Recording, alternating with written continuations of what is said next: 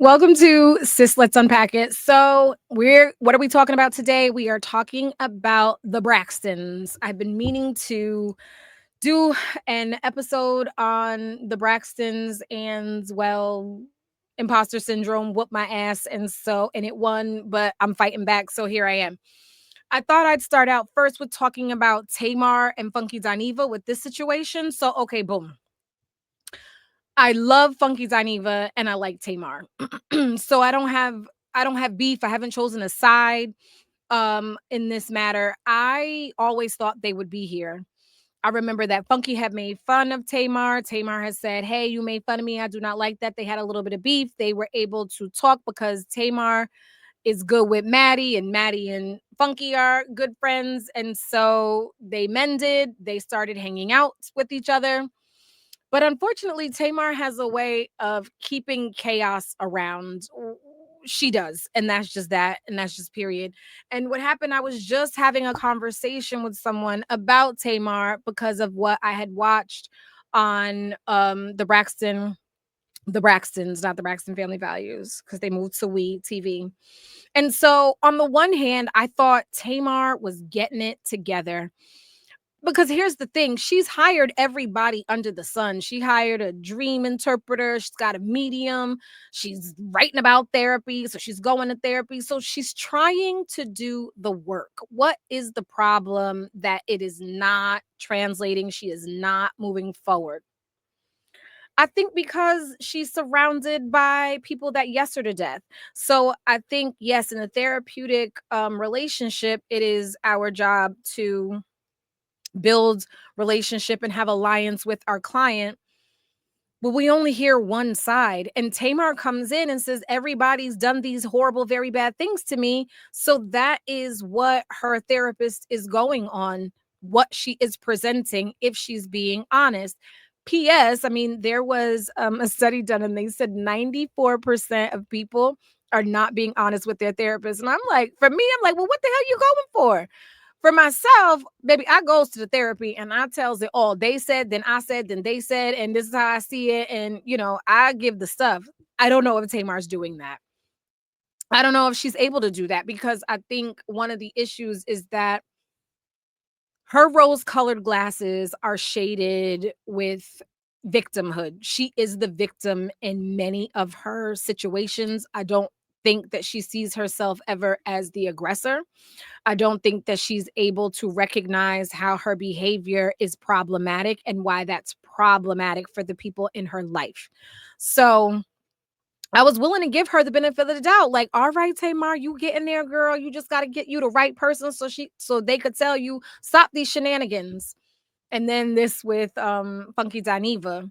The issue with Funky Dineva, I think Funky Dineva, I was just listening to him today and he said that he thinks that he was a ploy in this whole thing. He says, I think that this was always the plan. I was set to be the fall guy because of you getting with Mendices. And here's the thing, I don't even know why all that is necessary because I don't think anybody gives a damn if you're with Mendices, Tamar. Him and Yandy play this game, and we saw the last episode of Love and Hip Hop. Yandy was like, "You gotta do something, or because I can't fight no more." And he did nothing, and she apparently was out and about and hanging with some other dude. So I don't think they're really together. So I don't think that anybody would have had an issue. I think the issue is why would you allude to Funky Dineva being the cause of teeth being missing from your mouth? If that's your friend, why would you put your friend in that situation? I cannot think of a situation where I would run to the internet and allude to a new friend that I'm building a relationship, a friendship with, um that they did something to me. I can't understand that. And when he said, hey, like, my feelings are hurt, can you get on top of this, you didn't. So then it was war, and then he was gonna spray you with your tea, and you gotta know Funky. So you played with him before and know how he get down. So for you to have this Mendici situation in his face and then to add insult to injury, to send a cease and desist, like, sis, what are you doing? I'm so confused. I really am. So that's the issue there. And I hope and pray that you stop playing with Funky Dineva, because this isn't going to end well for you, Tamar, because as you know, your credibility is shot. Most people think, oh, here go Tamar being dramatic. I don't know that many people take your side in situations. So I don't know. Tread lightly is what I would say. But it made me think about the Braxtons as a whole and what's going on. We've been watching them. How long they said they've been on the air? This last time they said they've been on the air, longest running like family reality TV show. So 5, 6, 7, 8, I don't know, 25 years. And we have seen the evolution, but we've also seen a lot of the issues that they are unfortunately unable to resolve. And why are they unable to resolve those issues? I'm so glad that you asked me so that I could tell you. It's because they can't be honest. They are not allowed to be honest with one another. Number one, let's understand what's really going on here and how they are framed. They grew up in the church, and church culture, black church culture, it, for you that don't know, you present one way in the church house and another way at home, and you are not allowed to talk about what go on inside the house, outside the house, and especially not at the church house, right? So that's the issue there. They're not allowed to be honest with one another. I think in last year's season, or last season, as Tracy had just died, they were all sitting down having their sister time, as they like to call it. And Tamar was acting like really surprised about something that had come out. And then they started to fuss and fight. And Miss E came in there and shut that shit down. And we saw those women turn into 4, 5, 6, 7, 8 year olds. Like they turned into children. So that also lets me know Mama Braxton, holds the power. And when she come around, they go to being children. And so then they're not allowed to ever really fight the way that they need to fight. And I don't mean fist fight, because I don't think that family members should be fighting, but they're not allowed to really voice their grievances that they have with one another. So that's also unfair. And now that Tracy has died, well, that just compounds the issue, because now they're going, well, I gotta do, better by the sisterhood because it's what Tracy wanted. And we have our society, we have a weird fascination with people that have passed on. Seemingly once they've passed on, now they have to be martyred, and now they're the best thing ever. And now we just love them so much, and they did no wrong, and now we have to honor everything that they want. And that's unfair to the people left behind. I personally feel like we're going to keep it funky. However, it was in life, we're going to keep it that way in death. And if you were an asshole in life, I'm going to say that you were an asshole in life, even after you've passed away. I don't give a damn. That don't make you better. But somehow we romanticize death and the people that they were. Because also, what we remember, Tracy was so angry. She was so mad. And I think what she was mad about is the life that she didn't get.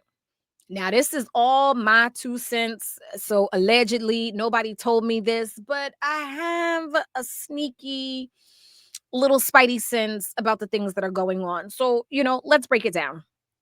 We've got Toni, who essentially, Toni was the dad. After the divorce, Toni gets put on and she makes the money. Toni is the dad. She is financially responsible. She took on financial responsibility for Evelyn. And by taking on financial responsibility for Evelyn, she might have taken on financial responsibility for Tamar. So she now is funding everybody. She brings her sisters along. There might be a little survivor's guilt because she's the one that made it, even though they can all sing. And she has herself said that Tamar is probably the most talented of them all. So she has to now hold the responsibility of the family. That's a lot on her. And she's the oldest sister. So she's always kind of like, well, you over here, you over there. And I could also see that she's trying to live her own life, and I think is a little resentful. And I think she shared that when they were on Iyanla, when they all tried to fix it. Baby, they done been to Iyanla, they done been to TD Jakes, where else? They've been to therapy a couple of times. Like, they are trying to get it together. It's just unfortunate that it's not coming together because they're not getting to the root of the issue. And certainly, I don't know who, maybe that's production, You ain't going nowhere for one session and then your life, boom, is instantly better. Like that's just not it. Um, but Tracy had a real bad thing for Tamar. She was angry, but I think again, I think Tracy's anger was, why didn't I get to be a part of it? Why didn't I get the glamorous life? And it's me, my own personal opinion. I think she didn't get the glamorous life because she aligned herself to her dad. And I think that's what cost her with Big E over there, Mama Evelyn, because again, I'm piecing through everything, but these are some of the tells that have come out.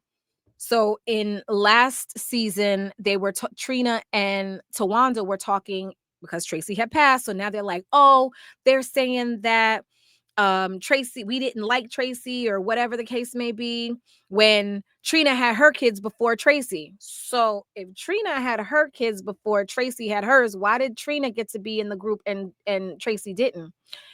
Again, that says to me, because she aligned herself with Papa Braxton over there, and Mama Evelyn wasn't having it. Because remember when Trina went on to Eon La Fix My Life, and Trina let us know that Mama E is nothing to be played with. She's aggressive, she yells. So, and Trina turns into a 5-year-old. I think Trina is the most sensitive of them, but she turns into a 5-year-old and shuts down.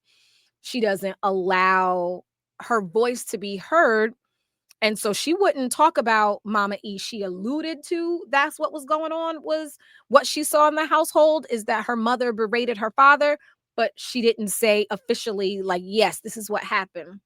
And I also wonder about Trina. What happened that she's the one that seems most uncomfortable in her skin?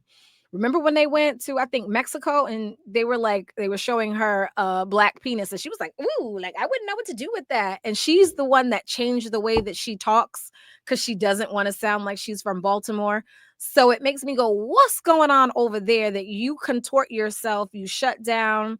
And I think with Tracy passing, she took it the hardest, but I think that's because she really has things that she needs to let up and out, but she doesn't. And I hate that for her. Now, also remember, Towanda went on the first season of Iyanla's show. It wasn't even Iyanla's show. It was like a spinoff of a Dr. Phil situation, some like get yourself together house. And she was on there and she was talking about how she felt like she was invisible. So I think Towanda is the one, I think she's a secret squirrel. I think she's the worker bee. I think she does everything for everyone, but I think she feels like when it's time for them to reciprocate for her, they don't. She didn't get the wedding. Her husband was not the breadwinner and she had to be. So I think she too feels a little lost. And remember when she had, it was a couple of seasons like in, and she had the full on meltdown, like it's never about me. So she definitely feels like her voice is stifled and she's never heard. And then so we've got Tracy, who never got her shot because she was stuck in Baltimore with this man that cheated on her real bad, and she poured everything she had into that son. And then I, I was a little confused. You knew this man, you knew him better than, most did because you were married to him for so long. Why did you not change your stuff to have it reflect so that he could know how you felt about him, and what you were giving to the son? Because remember when the father choked that son out? What's his name? Somebody Jr., Robert Jr., everybody Jr., somebody Jr. Um, he choked his son out, poor son, because he was mad because his mother left the estate to the son and not to the husband. And that was unfair to put that on the son's shoulders. I don't know that you had prepared him for that. So I'm very confused about that. Um, but I am glad that Tracy, before she left, she did get, she had her song, and so she was touring and performing. I think it's gotta be hard to have a superstar sister when you were in a group with her. Like, it's not that you don't have talent, they all are talented, and Tony's the one that made it. So I think that that's really rough. And I don't know what that does to the psyche, and to a person, and it's unfortunate. And then there's Tamar. Tamar is the youngest. And she is bratty for the most part. And they said, hey, we spoiled her. She's our brat, so on and so forth. I think that Tamar struggles to take accountability. She is unable to see the way that her actions impact others. She, inserts herself. She has a lot to say, so her mouth is slick. And then she's essentially throwing a rock. And I don't even know that she's hiding her hand. She's just throwing a rock. And she's like, yeah, I threw it. So what? And she is always stunned and appalled when people may come back with a bigger rock, and they sling it back at her. Then she's like, what? I didn't say that. Girl, you can't think it's okay to talk to people the way that you talk to them and think like, and they did something to you.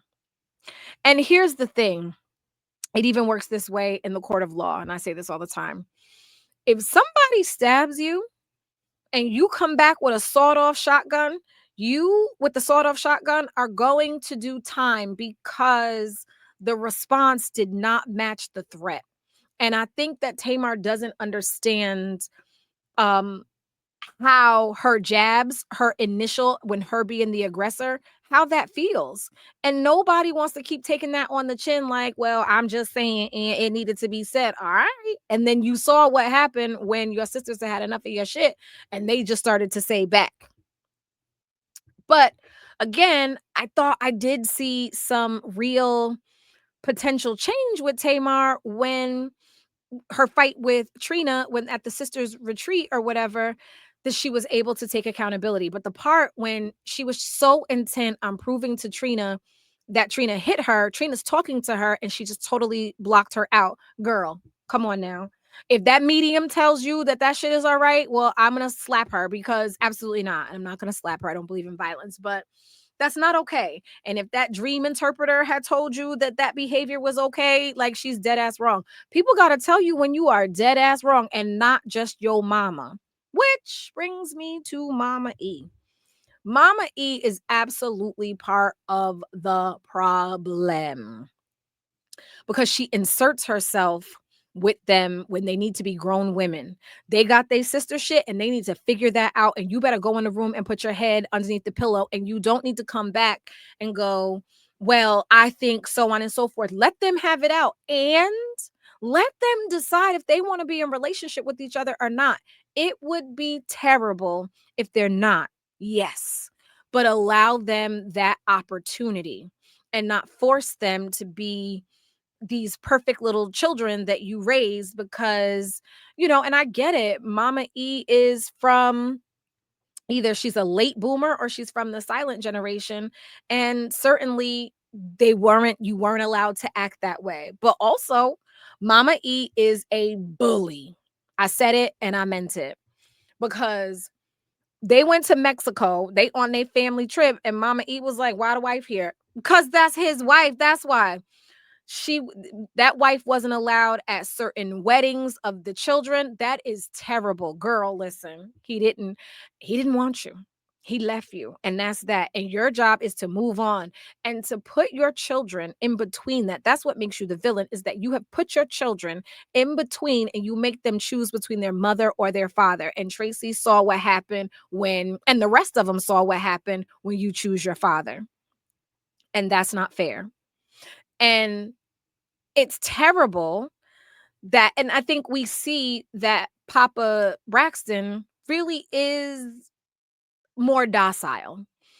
He chooses to be in relationship with his children, so he leaves that wife at home. But I'll tell you this, I would never be mad with him if he said, well, if my wife can't come, I ain't fucking coming.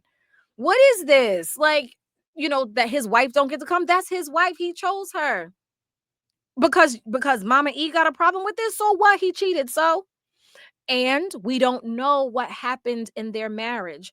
And I'm not saying that cheating is right, but I'm saying if you going in there and she's berating you and beating you down, I could understand why you would leave.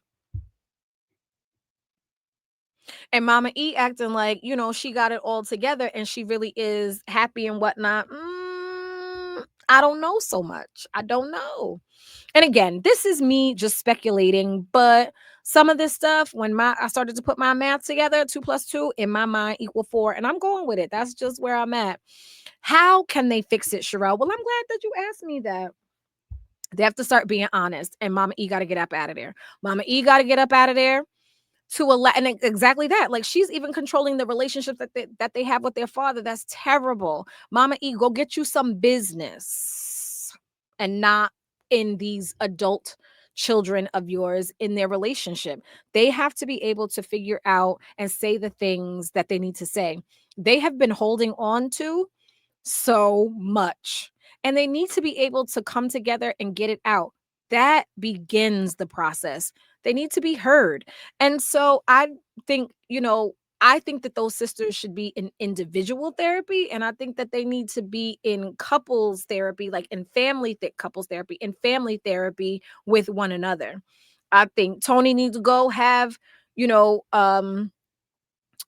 sessions with all of her sisters so that it all can be expressed, because Towanda, again, her wound is nobody shows up for me.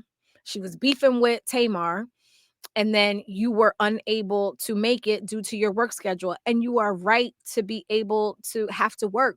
So that's all okay. But she suppressed it. It's okay. She had to take it on the chin. And yes, you send nice gifts and things like that, but she needs to be able to say to you, sister, that hurt my feelings, and that you say to her, sister, I understand that wasn't my intention. I hear you, and I'm going to, try to do better. That's it. That begins the repair, but there's so much stuff that's been unsaid, unspoken, that they're harboring a lot of resentment. And so, that's the case. And I also want to say this also came up at the sisters retreat when they had the sound bath, and Trina was like, I'm not laying down, I'm not this, I'm not that. That is where the Black church has got Black people in a hold so damn bad. Trina is suffering. She is eating all of her emotions. She's got a lot going on. She's dealing with a lot of grief. Excuse me. She lost Gabe. Even though they were divorced, he still was a part of her life. So she lost Gabe. She lost Tracy. And she is dealing with Vaughn possibly and having congestive heart failure. She's got a lot going on, and she needs relief. And she's like, I got my faith. I don't know that that's been enough. And not doing anything about it, and not talking about it, not seeing someone, and not being open to other forms of help, to sit and let to check in and see how your body responds to sound. How is that a bad thing? And I know that Christianity and our faith is supposed to anchor us, but I think it's anchored us to the point that we're unable to move. And I think that we need to be able to pick up the anchor and move forward, because it is keeping us stuck. This idea that only Jesus will fix it. If only Jesus will fix it, I think that Black people would be in a better state if only Jesus fixed it. We've been talking about Jesus since we were slaves, and Jesus didn't show up in slavery. I'm just saying. Because what? Why were my people sold and beat and, killed and all manners of tomfoolery if Jesus is the only answer? I'm saying that Jesus can be part of the answer, and that maybe we could have something else. And I'm saying she just needs something to help her, and the idea of being closed off, right? Test it out and see. How does this feel? How do I feel? Can I enjoy this? You know what I mean? I think that just opening yourself up, just being able to relax, to sit and be with your thoughts. And are you worried about what somebody else is praying for you? But if Jesus is your everything, then wouldn't you be able to be protected from whatever it is that you think the big bad devil is coming to get you? With all that you've experienced and had go on, um and Jesus is your everything, then I think you should be able to face anything, no? And I'm not trying to bash people and their beliefs. I'm saying I just think that as a whole, it's not been as helpful as we would have liked for it to be. Especially given the fact that Christianity was given to us. So, just saying that. But that's the Braxtons. I think we've unpacked it in a little bit more. Um Is there hope for them? Sure. Yeah. Can they repair it? I absolutely 125% believe that they can repair it. They got to figure out how. But I think that they need multiple sessions with trained professionals and not just their pastors, to be able to assist them. But I think that Tamar, you got to sit in the seat of accountability, babe. I think that you have got to hear that you are dead ass wrong. What happens is your sister tell you dead ass wrong, and then you run to your friends and your peers that are on your payroll, and then they tell you that you are awesome, amazing, wonderful. And why do you keep a whole bunch of young people around you? And I get it, you're young at heart, and that is wonderful and awesome and everything, but why?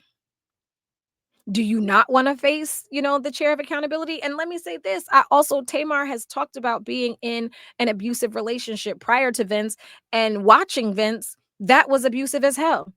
To be talking to someone and then he would just shut down on her is crazy.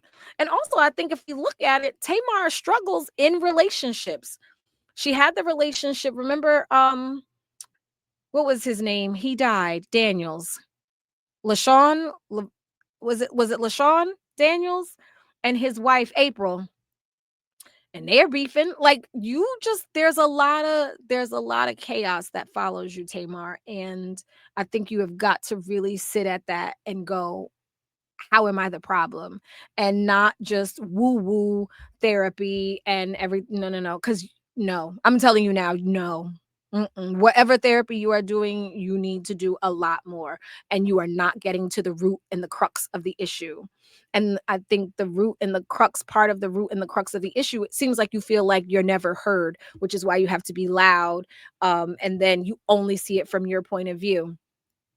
And again, that can be difficult, being that you were in two difficult and abusive relationships, and being the baby. So I could see why you think that you are not heard, but you have got to be willing to tone it down and hear what other people are saying and really bring that into your heart space. Um, so that your heart and their heart can communicate, and that you can see that I don't think anyone's out to get you. I believe that all of those sisters love each other immensely. I believe they love their sisterhood. So, and I will never say that. Tamar reminds me of someone I know. And I know that that person loves their family. It's just sometimes it's right. It's always the golden rule that we hear. It's not what you say, it's how you say it. And so sometimes, Tamar, the shit you say makes somebody want to pop you in the mouth. And they shouldn't. So let me get that. They shouldn't, but I could see how they want to. Um, and so you got to do some work. And yes, there's room for you to be exactly who you want to be, but you don't have to stomp out other people in order to be heard. But it seems like I feel like that's kind of what you do. And you may not be doing it intentionally, but you have to hear them, right? When they say ouch, you're supposed to say I'm sorry and mean it. Because if they say ouch and you don't give a fuck, don't say sorry then. You see what I'm saying? Just don't say nothing and go, and I'll do it again, right? Let that be the disclaimer, is that come over here and I'll fuck you up. You know what I'm saying? So I don't know. But again, we've unpacked it. If any of that was helpful, I hope so. Maybe. I don't know. Tamar, girl, call me. I'll listen. I'm gonna give it to you exactly how it is. And not intentionally trying to hurt your feelings. I'm trying to get you through, sis. Anywho, that's been this, and I will talk to you later. Bye.